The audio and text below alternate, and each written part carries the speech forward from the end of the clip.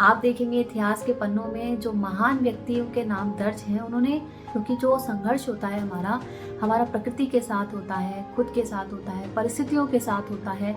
जीवन में आगे बढ़ने के लिए जो अवसर हमें मिलते हैं, जो प्रेरणा हमें मिलती है, ठीक उसी तरीके से जैसे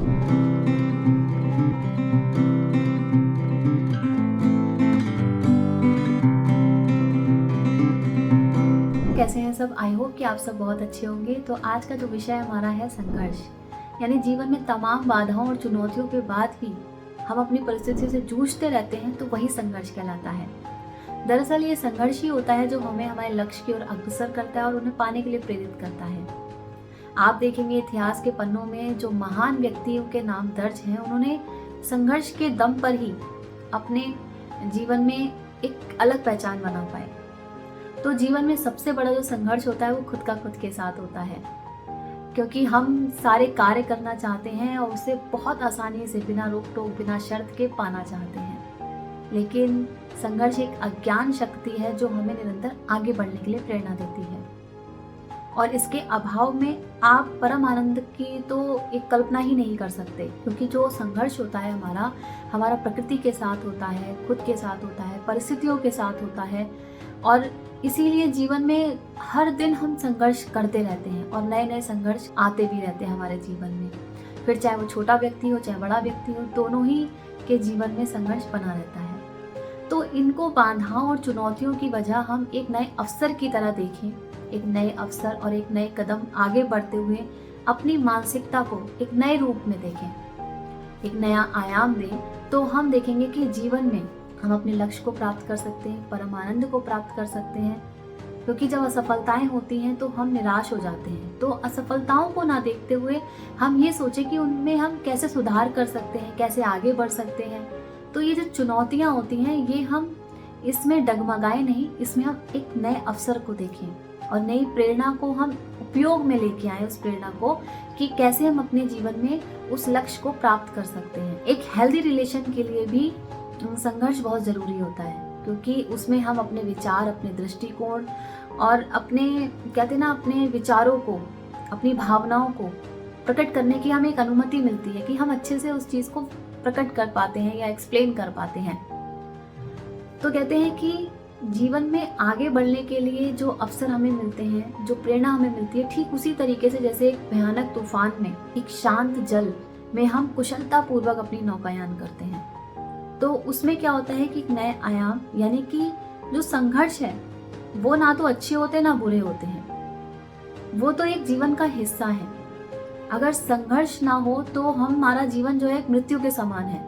हम किस चीज़ से फिर लड़ें, किस चीज़ के लिए हम आगे बढ़े, हमारा एक लक्ष्य, एक मोटिव कुछ है ही नहीं। जब हम कुछ अच्छा करने के लिए, कुछ पाने के लिए संघर्ष करते हैं, तो जो प्राप्ति होती है तो वो एक अलग ही अनुभूति होती है हमारे मन में।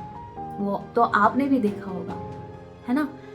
तो जीवन में अगर आपको आगे बढ़ना है तो आपके जीवन में जो भी बाधाएं आए उससे डगमगाए नहीं, आगे बढ़े। क्योंकि संघर्ष के बगैर जीवन क्या, जीवन है ही नहीं। क्योंकि संघर्ष जीवन का अंग नहीं, बल्कि संघर्ष ही तो जीवन है।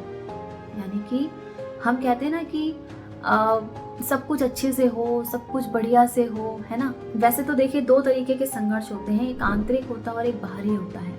बाहरी यानी कि हम बाहरी तौर पे, जैसे इसके 4 प्रक्रियाएं हैं, जैसे कि जो संघर्ष की 4 प्रक्रियाएं हैं उसमें तो एक होती है कि जो सर्वव्यापी है, यानी कि मानव समाज में परिवार से लेकर सामाजिक क्षेत्र तक में संघर्ष आपको देखने को मिलता है। और दूसरा, ये एक निरंतरता नहीं रहती संघर्ष में, ये रुक रुक कर होता है, इसलिए क्योंकि हम अपनी शक्ति को इकट्ठी करते हैं। तीसरा, इसकी जो प्रक्रिया है यानी कि व्यक्तिगत प्रक्रिया होती है, जिसमें व्यक्ति क्या करता है, लक्ष्य के लिए नहीं, दूसरों को हराने के लिए, दूसरों की जीवन में एक बाधा डालने के लिए संघर्ष करता है। चौथा होता है एक चेतन प्रक्रिया, जिसमें कि व्यक्ति क्या होता है, सूझबूझ और समझ के साथ दूसरे को हराने की कोशिश करता है। तो जो आंतरिक होता है और एक बाहरी होता है, बाहरी तौर पे हम जो लड़ते हैं, संघर्ष करते हैं। और दूसरा जो होता है कि अपनी आंतरिक, यानी कि खुद में एक संघर्ष चलता रहता है हमारा, किसी चीज़ को प्राप्त करने के लिए, किसी चीज़ में आगे बढ़ने के लिए, है ना। तो मेरा कहने का तात्पर्य यह है कि जीवन में संघर्ष को एक बाधा ना समझ के उसे अपने जीवन का हिस्सा समझिए और उसे एक प्रेरणा के स्रोत की तरह अपनाएं, जो आगे आपको बढ़ाए। एक नए अवसर की तरह देखें जो सीमाओं को लांघकर आपको आगे की तरफ लेके जाता है।